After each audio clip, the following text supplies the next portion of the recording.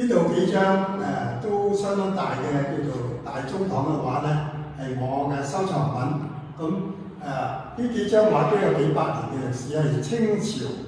唔同時期嘅畫家畫嘅山水畫同埋呢個工筆嘅花鳥畫。咁呢幅咧就係叫做百鳥朝鳳，中間嗰隻就係鳳，咁旁邊好多種不同種類嘅雀仔。呢度兩張咧都係民國時期嘅4大畫家之一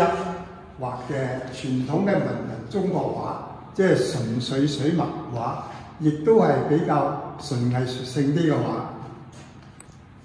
咁呢張都係清朝嘅一個工筆畫家畫嘅。呢個咧就係近代50年前我哋中文大學一個教人物畫嘅教授畫嘅大寫意專畫羅漢嘅一個畫家，即係潑墨嘅。呢個咧就係清朝嘅一個工筆畫家畫嘅，好比較仔細嘅工筆花鳥畫。咁呢幅比較耐啲，明朝嘅呢個畫家叫孫克宏咧，就畫嘅好工細嘅花鳥畫，